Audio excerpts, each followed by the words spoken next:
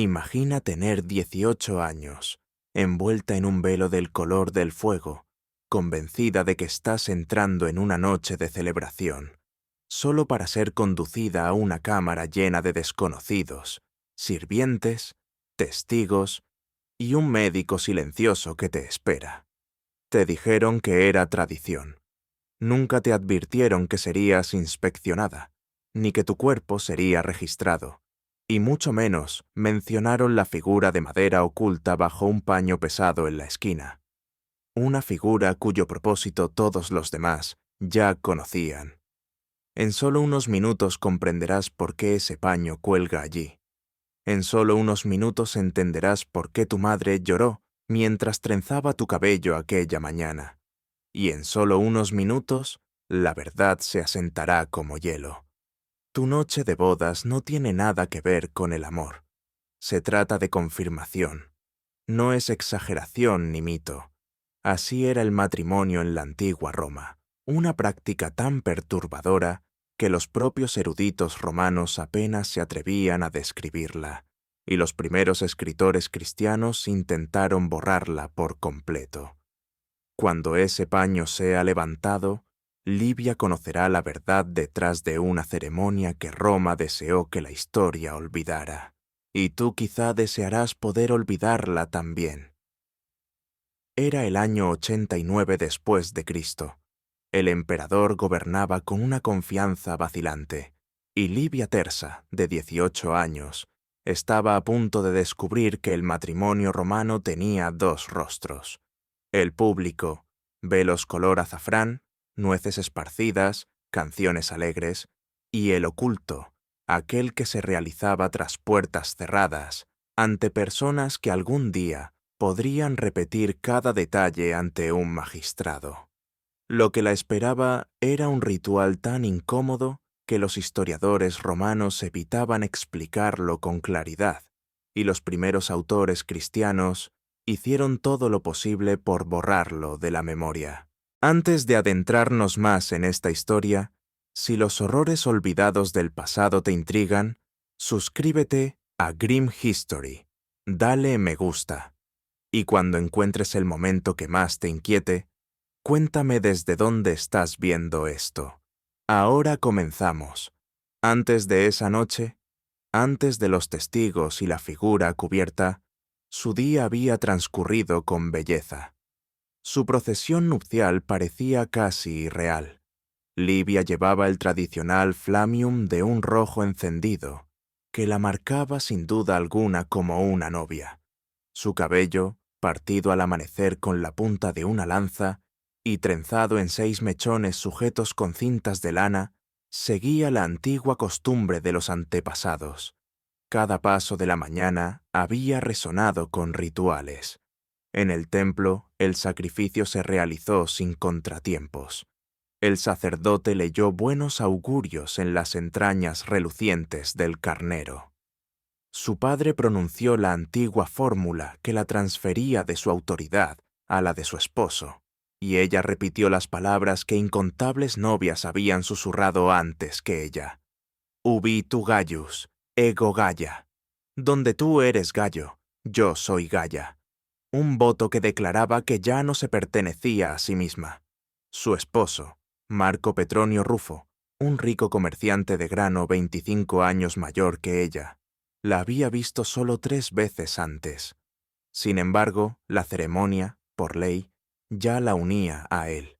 O mejor dicho, iniciaba esa unión. Porque en Roma lo que ocurría en público era solo el primer acto. El verdadero lazo matrimonial esperaba al final de la procesión iluminada por antorchas, dentro de una casa que ella jamás había visto, rodeada de personas que no había elegido enfrentar. Las multitudes a lo largo de las calles entonaban los versos tradicionales festeninos, groseros, explícitos, pensados para divertir a los dioses y ahuyentar a los malos espíritus. Los jóvenes gritaban sugerencias lascivas a través del velo, y sus palabras hacían que sus mejillas ardieran. Su madre aseguraba que aquellas canciones eran inofensivas, incluso protectoras, pero Livia había visto el temblor en sus manos esa mañana mientras la vestía. Recordaba las lágrimas que su madre intentó ocultar y la última advertencia susurrada al oído. No resistas, pase lo que pase, no resistas. Resistir solo empeora la noche. Cuando por fin llegaron al umbral de la casa de Marco Petronio Rufo, la luz del día ya se había desvanecido. La entrada estaba adornada con guirnaldas de vegetación y lana, flanqueada por 2 antorchas encendidas que simbolizaban una unión a punto de ser sellada por la ley ancestral. Los cánticos afuera se intensificaron. Alguien lanzó nueces hacia ella, una bendición de fertilidad. Sus cáscaras se enredaron en su vestido y arañaron su piel, sintiéndose más como una burla que como buena fortuna. Marco la esperaba en la entrada, y más allá de él percibió movimiento, muchas más siluetas de las que había imaginado. La tradición exigía que el novio levantara a la novia para cruzar el umbral, de modo que no tropezara, aunque el gesto recordaba tiempos en que las mujeres entraban a la fuerza. Cuando la puerta se cerró tras ella, apagando los cantos del exterior, Livia vio finalmente quiénes la esperaban en el atrio. Una anciana vestida con túnicas ceremoniales, la pronuba, cuya tarea era supervisar cada instante, un sacerdote de afiliación incierta, 3 esclavas con palanganas y toallas, un hombre mayor con una bolsa de cuero llena de instrumentos médicos, y en la esquina, de casi 1,20 m de altura, medio oculta bajo lienzos plegados, la estructura de madera. La pronuba avanzó, sujetó las manos de Livia con una firmeza que no admitía escape, y habló. Bienvenida a la casa de tu esposo. Los ritos sagrados deben cumplirse ahora. Pocas personas hablan con franqueza sobre lo que realmente era el matrimonio romano. No era romántico, ni tierno, ni una unión de 2 almas. Era una transacción, una transferencia legal registrada y presenciada con la misma precisión que se empleaba para vender tierras o ganado. Según las leyes romanas más antiguas, una esposa pasaba por completo al poder de su marido, quedando in manu, literalmente, en su mano. Él tenía sobre ella la misma autoridad legal que sobre sus esclavos, incluido, al menos en teoría, el derecho a decidir sobre la vida o la muerte. Para la época imperial temprana, cuando Livia cruzó aquel umbral, las leyes parecían más suaves en apariencia. Las mujeres podían poseer bienes. Existía el divorcio. Algunos aspectos del dominio paterno habían cambiado, pero el principio esencial seguía siendo el mismo. El matrimonio trasladaba a una mujer de la autoridad de un hombre a la de otro. Y como en toda gran transferencia en Roma, ese movimiento exigía pruebas. Pensemos en cómo los romanos trataban las negociaciones de tierras. Se convocaban testigos, los rituales invocaban la aprobación divina, se recorrían los límites, se examinaban los documentos y se sellaban con precisión. Nada se basaba únicamente en la confianza. Todo debía verificarse. Y los romanos aplicaban esa misma lógica al matrimonio, con una variación oscura. La propiedad transferida era una mujer viva, y su capacidad para engendrar hijos legítimos era el valor que debía confirmarse. Por eso la ley romana exigía no solo que la novia fuera virgen, sino que la consumación fuera probada antes de que el matrimonio se considerara real, no sugerida, no asumida, verificada. Y las prácticas empleadas para garantizar esa verificación, aquellas hacia las que Livia se dirigía ahora, eran rituales tan íntimos y perturbadores que pocos autores antiguos los describieron abiertamente porque incluso en Roma rozaban lo indecible. Livia permanecía temblando junto a la figura de madera velada, sin saber que los siguientes momentos quedarían grabados en su memoria para siempre. Un rito tan inquietante que los siglos posteriores intentaron borrar incluso el rumor de su existencia. La ley romana era dolorosamente explícita. Un matrimonio no existía de verdad, ni legal ni socialmente, hasta que la unión se completaba físicamente. Y las palabras no bastaban. Debía haber prueba, visible, reconocida, atestiguada. Sin testigos, la unión podía ser impugnada. Sin verificación de la virginidad, los futuros herederos podían no ser aceptados como legítimos. Para Roma, ese riesgo era intolerable.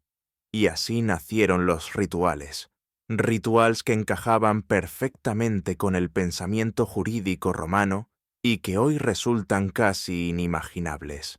La mano de la pronuba se apretó alrededor de la muñeca de Livia mientras la guiaba hacia el objeto cubierto en la esquina.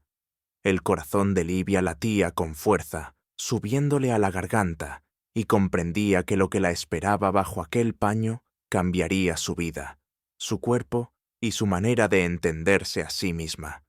Pero no había forma de retroceder. «Debes saludar a Mutinus Tutunus», susurró la pronuba con voz serena y un agarre inquebrantable.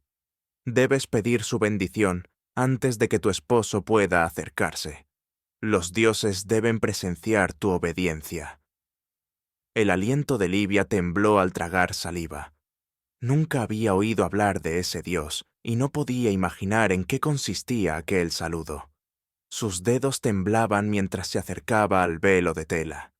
Los testigos se inclinaron, incluso las esclavas quedaron inmóviles. Toda la habitación pareció contener el aliento, y cuando Livia retiró el paño, comprendió el silencio. Debajo se alzaba una figura de madera tallada con una precisión anatómica inquietante. Un ídolo fálico, inconfundible en su forma y propósito.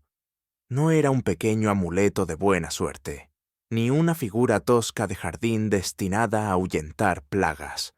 Estaba fabricada con intención, con un tamaño deliberado, construida para un propósito que se reveló de inmediato. Y ese propósito se volvió espantosamente claro cuando la pronuba comenzó a hablar. Mutinus Tutunus era el dios oculto de la iniciación y la fertilidad en Roma. Los autores antiguos apenas lo mencionaban, y cuando lo hacían era con vergüenza, como si el propio nombre resultara indecoroso. Agustín, escribiendo mucho después de la llegada del cristianismo, describió la práctica con ira y repulsión. Las novias romanas estaban obligadas a sentarse sobre el emblema del dios antes de acostarse con su marido, y lo hacían a plena vista. Lo condenó, pero no inventó la historia. Otros primeros escritores cristianos mencionaron el mismo rito, insinuando que era demasiado indecente para explicarlo abiertamente. Arnovio afirmaba que las novias eran obligadas a montar el símbolo antes de sus nuevos esposos.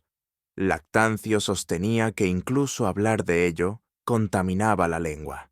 Incluso Varrón, pagano siglos antes, escribió sobre las novias presentadas ante Mutinus Tutunus con una expresión que insinuaba contacto físico, aunque evitó los detalles con cuidado.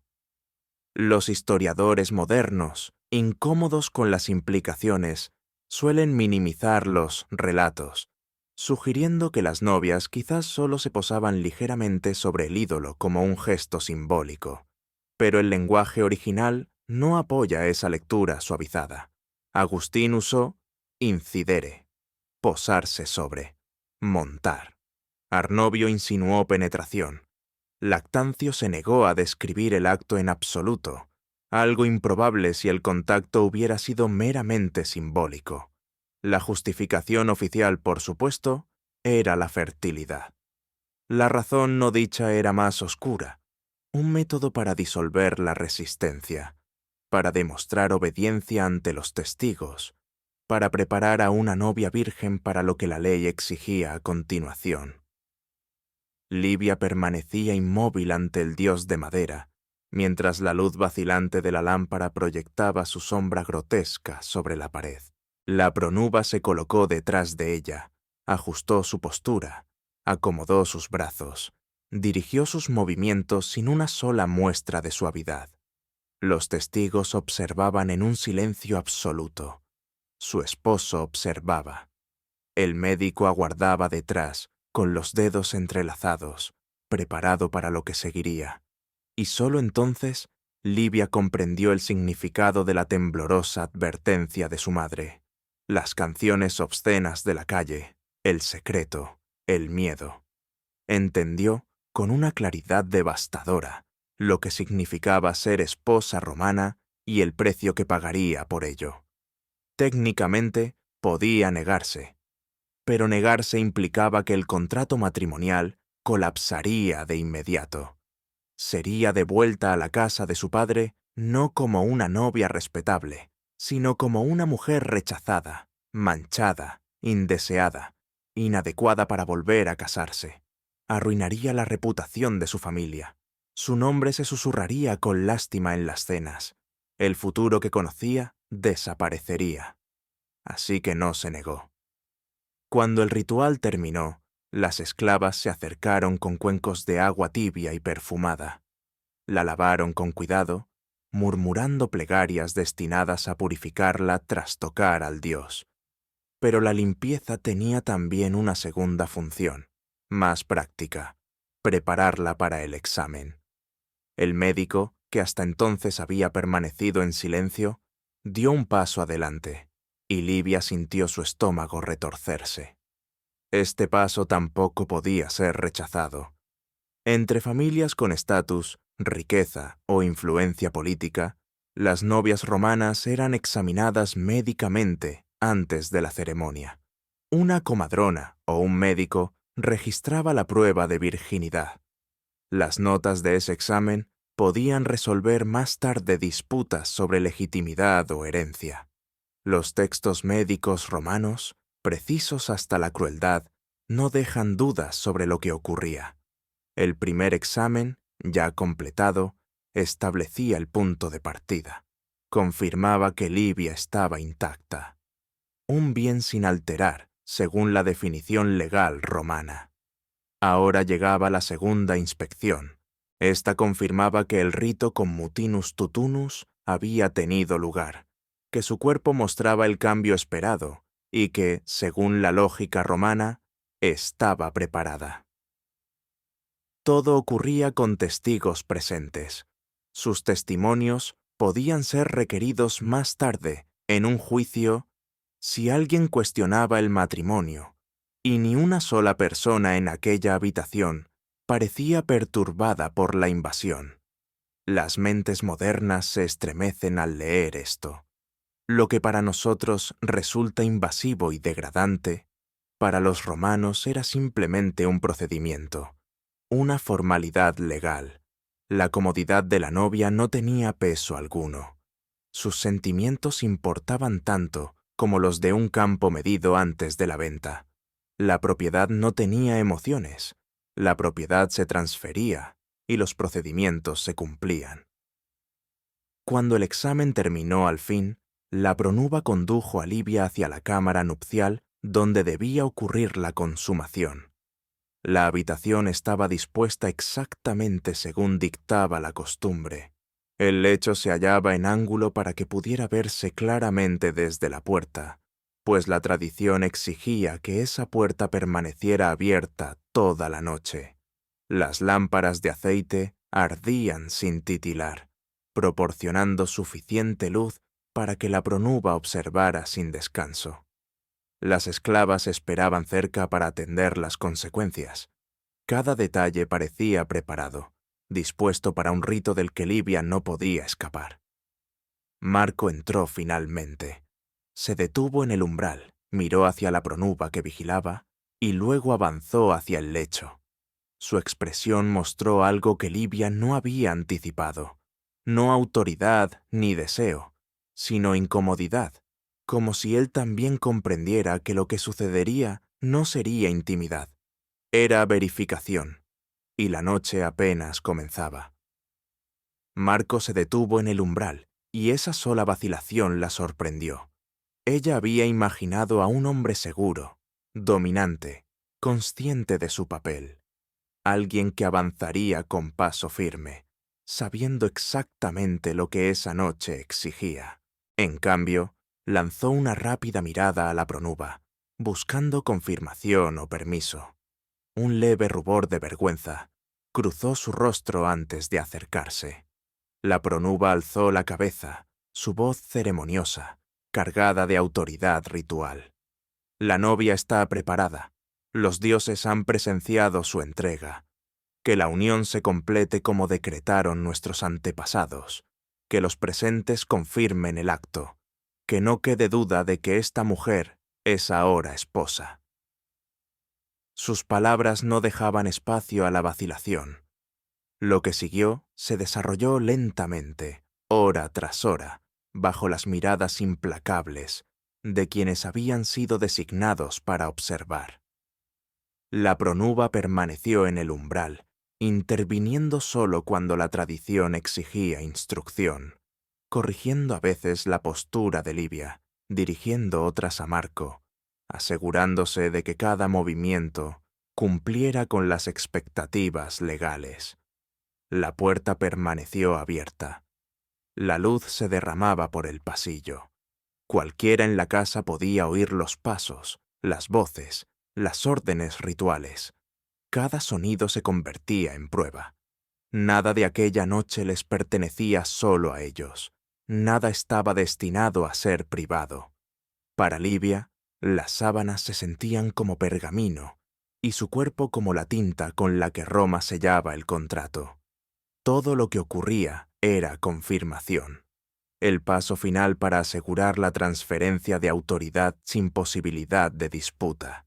Al amanecer, el aire era espeso, las lámparas se consumían, y el médico regresó.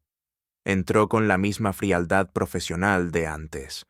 Su deber era simple: confirmar la consumación, verificar que Livia mostraba ahora los signos esperados de una mujer que había pasado de doncella a esposa. El examen fue registrado. La pronuba entregó su declaración jurada. Todos los testigos asintieron en acuerdo. La transición legal había terminado. Livia Tursa, que aún no cumplía 19 años, era ahora reconocida formalmente como esposa romana. En una sola noche, su papel, su identidad y todo su recorrido vital habían sido transformados. Tendría hijos. 4 en la década siguiente. Administraría la casa de su esposo, organizaría banquetes, daría órdenes a los esclavos, cumpliría con las obligaciones religiosas y se mostraría con la dignidad que se esperaba de una matrona. A ojos de los demás, parecería respetable, equilibrada, admirable. Pero sobre su noche de bodas jamás habló. Ni con amigas, ni siquiera con sus hijas. No había palabras para ello, y nunca había escuchado a otra mujer describir la suya. El silencio de Livia no era extraño, era lo esperado. Las mujeres no registraban esos recuerdos, y los hombres rara vez los documentaban con detalle personal. Los rituales estaban tan normalizados dentro del matrimonio que explicarlos habría parecido innecesario, como describir la luz del día o el acto de respirar.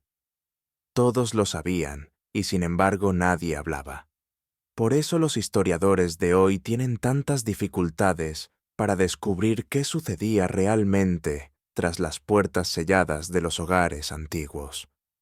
Lo que conocemos proviene de fragmentos, furiosas condenas de autores cristianos, fragmentos de textos legales, comentarios dispersos en escritos médicos y piezas arqueológicas que solo cobran sentido al compararlas entre sí. La falta de testimonios personales no demuestra secreto, demuestra normalidad. Los rituales eran el entorno. Las mujeres romanas vivían tan inmersas en ellos que describir el agua en la que nadaban resultaba inútil. Durante casi un milenio, así fue el matrimonio romano. Generación tras generación de novias siguieron las mismas rutas iluminadas por antorchas. Generación tras generación de madres susurraron la misma advertencia.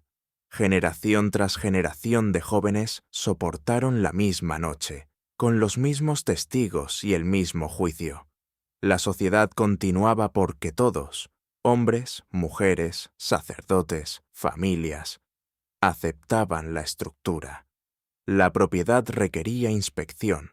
Las transferencias necesitaban testigos. El matrimonio exigía herederos. Por tanto, la prueba era necesaria. Las mujeres eran el recipiente a través del cual se prolongaban las líneas de sangre. Dentro de su propia lógica, tenía sentido. Aunque hoy nos parezca atroz, su final no llegó porque Roma sintiera vergüenza. Llegó desde otro lugar, del auge del cristianismo y del cambio de valores romanos en los siglos IV y V. Una nueva teología trajo nuevas suposiciones. Si las mujeres poseían almas iguales a las de los hombres, no podían seguir siendo mera propiedad. Si el matrimonio era sagrado, no podía incluir ritos que la Iglesia consideraba indecentes. Si la modestia era santa, la consumación presenciada ya no podía existir. El cambio llegó lentamente, de manera desigual, y no del todo al principio. Pero poco a poco, en villas y ciudades, los antiguos ritos se desvanecieron o se alteraron hasta volverse irreconocibles. Y con ellos desapareció la evidencia. Las estatuas de Mutinus Tutunus fueron destruidas o escondidas. Las referencias al ritual nupcial fueron eliminadas de las colecciones o abandonadas hasta pudrirse. Los frescos que insinuaban la práctica fueron cubiertos. El poder de la pronuba pasó de estricta supervisora a simple figura ceremonial. En pocas generaciones, el recuerdo completo de lo que Roma había exigido se disolvió, sobreviviendo apenas como un eco en manuscritos oscuros leídos por eruditos siglos después. Los cristianos que reconstruyeron Roma no estaban solo borrando un escándalo, estaban edificando una nueva civilización sobre los restos enterrados de la antigua, negándose a admitir lo que esos restos alguna vez sostuvieron, y lo lograron casi por completo. Hoy, la mayoría imagina las bodas romanas como velos color azafrán, canciones alegres y nueces lanzadas al aire, una mezcla encantadora de ritual y romance. Pero los fragmentos siguen vivos. Los fragmentos siempre lo hacen. Livia Tersa murió hacia el año 31 después de Cristo, probablemente con unos 60 años. Vivió como esposa durante más de 4 décadas. Tuvo hijos. Cumplió todas las expectativas que su mundo le impuso. Pero cuando recordaba su noche de bodas, ¿qué surgía en su mente? ¿Volvía el miedo? ¿La vergüenza? ¿La impotencia? ¿Logró alguna vez reconciliarse con ello? ¿Rezaba para que sus hijas enfrentaran algo más benigno? ¿O lo aceptaba como inevitable, simplemente como la forma en que era la vida? No lo sabemos. No dejó nada escrito. Las mujeres romanas como ella no estaban destinadas a hacerlo. Su silencio proviene de vidas que nunca se consideraron dignas de preservar, de cuerpos centrales para la ley, pero con voces excluidas de la historia. Sabemos lo que se hizo. Rara vez sabemos lo que sintieron. Pero sabemos lo suficiente para comprender por qué las generaciones posteriores se esforzaron en borrar esta parte de Roma. Roma es alabada como la raíz de la ley, la autoridad y la civilización occidentales. Pero reconocer lo que Roma exigía de las mujeres complica el mito. Muestra cómo la refinación y la crueldad podían convivir. Cómo el brillo legal coexistía con la deshumanización sistemática. Los rituales desaparecieron, pero las mujeres que los soportaron fueron reales. Livia, su madre, sus hijas, y miles de novias cuyas noches de bodas fueron ceremonias de control, examen y verificación. Vivieron, sobrevivieron, y fueron silenciadas.